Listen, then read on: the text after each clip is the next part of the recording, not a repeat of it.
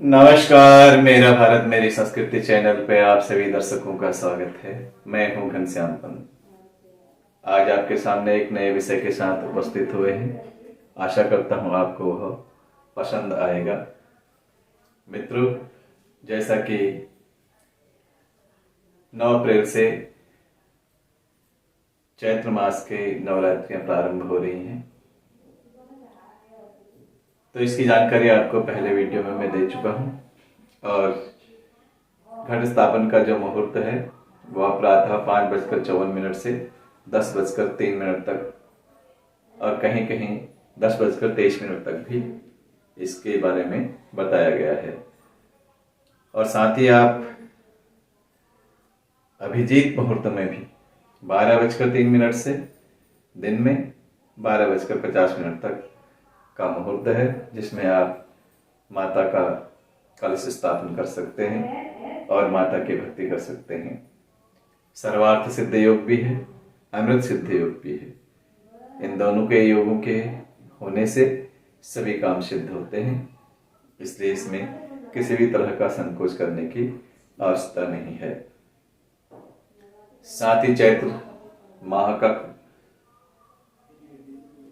चल रहा है, तो इसे खरमास भी बोला जाता है।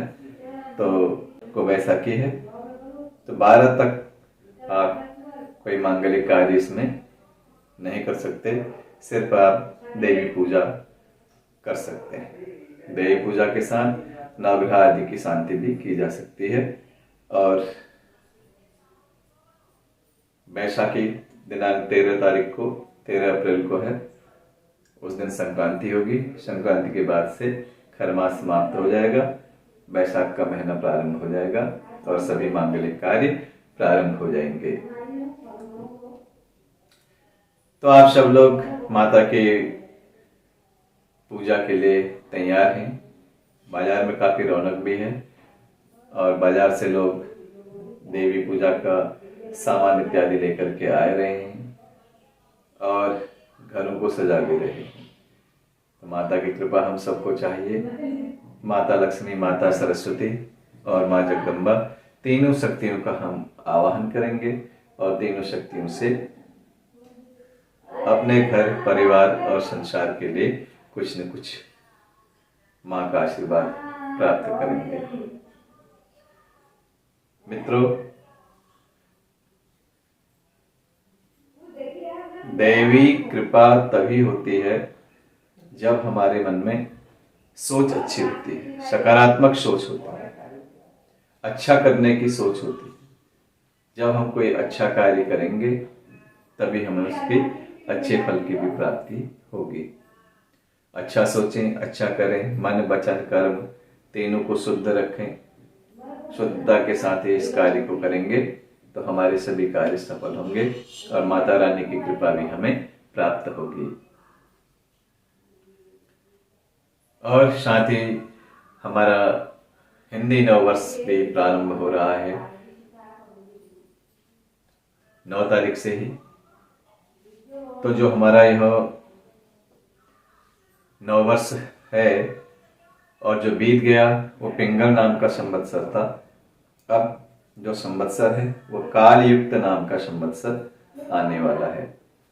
तो 9 तारीख से नवरात्रियां भी शुरू हैं और 9 तारीख को ही हमारे घरों में, यदि हमारे पंडित जी हैं, नजदीक रहते हैं या हम पंडितों को बुलाते हैं, तो वह हमें 9 वर्ष के फलादेश बताते हैं, संवत्सर का फल सुनाने के लिए आते हैं। तो संवत्सर का फल हमें सुनाते हैं कि यह साल किस राशि के लिए कैसा होगा, किस राशि के लिए उपयुक्त है, किस राशि को दान करना पड़ेगा, किस राशि के लिए खराब है। ये सब जानकारी पंडित जी हमें आकर के देते हैं। साथ ही आजकल टेक्नोलॉजी का जमाना है, तो ये सब बातें टीवी के माध्यम से भी कई ज्योतिषी लोग जो टीवी पर आते हैं वो इन सब की जानकारी भी हमको देते हैं। उसी के अनुसार हम कार्य करें तो हमें सफलता प्राप्त होती है। लेकिन जो भी कार्य हम करते हैं वो सकारात्मक सोच के साथ, नकारात्मक सोच को अपने मन में न आने दें और सकारात्मक सोच के साथ उस कार्य को करें। यदि अच्छा करेंगे तो उसका फल हमेशा अच्छा होता है। देर लगेगी लेकिन जरूर उसका फल हमें अच्छा प्राप्त होता है। इसमें किसी भी तरह का संकोच या शंका मन में नहीं करनी है। मित्रों, आप सब तैयार हैं तो बोलेंगे जय माता की। माता रानी सब पर अपनी कृपा करेंगी।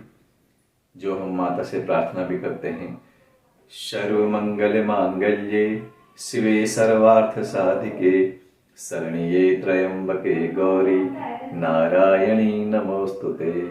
अगर इस मंत्र का भी हम जाप करते हैं नवरात्रि में, तो यह मंत्र हमारे लिए सिद्धिदायक, सफलता प्रदान करने वाला बनेगा।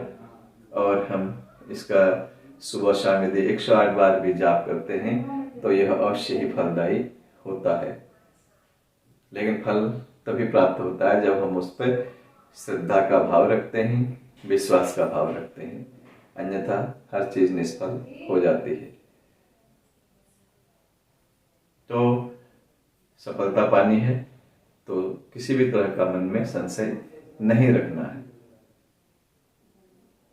यदि बाधाएं हमारे घर में होती हैं तो उसके लिए भी मंत्र है, सर्वबाधा विनिर्मुक्तो धन धान्यम सुतान्वितः मनुष्यो मत प्रसादेनो भविष्यति न संशयः।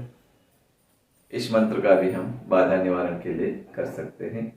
और एक मंत्र और है,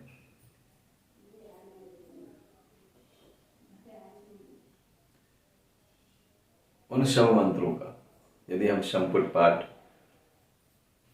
13 अध्याय जो माता का हम पाठ करते हैं, उन मंत्रों के आगे पीछे कोई मंत्र लगा करके जिस चीज के लिए हमें आवश्यकता होती है उसका संपुट पाठ यदि हम संपुट लगा करके पाठ करते हैं तो वह भी हमारे लिए कल्याणकारी, सिद्धिदायक, सफलता प्रदान करने वाला होता है। उस पूजा में, संपुट पाठ में कम से कम 6 या 7 घंटा का कार्यक्रम होता है। तो यदि हम उसे भी नवरात्र में करते हैं तो वह भी हमारे लिए सिद्धिदायी, फलदायी बनता है।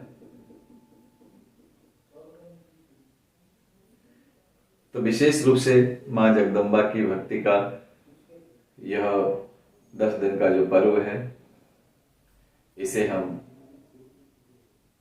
अच्छे सोच के साथ यदि करेंगे तो माता रानी की कृपा हमें अवश्य प्राप्त होगी। इस दौरान मीट मांस का प्रयोग ना करें, घर में गुस्सा ना करें और अपने परिवार के लोगों के साथ जो समय आप बिताएं, खुशी के साथ, सम्मान के साथ, शिष्टाचार के साथ, आदर के साथ व्यतीत करें तो हमें सफलता प्राप्त होगी। घर में जो हमारी माताएं हैं, बहनें हैं, दादा दादी, बुजुर्ग, इन सब के पैर छुएं और महिला जाति का सम्मान करें, आदर करें, तभी माँ जगदम्बा की कृपा प्राप्त होगी। हमें अपने अंदर दैवी गुणों का विकास करना है और केवल एक व्यक्ति ही नहीं, घर के सभी सदस्यों का यह दायित्व है कि वह अपने अंदर दैवी गुणों का विकास करे, शिष्टाचार को अपनाए, सदाचार को अपनाए। जब हम सब एक दूसरे के प्रति प्रेम, विश्वास, आदर का भाव रखेंगे तो हमें भी प्रेम भाव, आदर का सम्मान प्राप्त होगा। यह हम सबको विचार भी करना है। तो हो जाइए तैयार माता की, जगदम्बा की सेवा करने के लिए।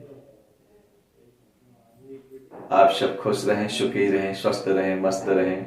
इन्हीं मंगल कामनाओं के साथ मैं घनश्याम पंत आपसे विदा लेता हूँ। नमस्कार, धन्यवाद।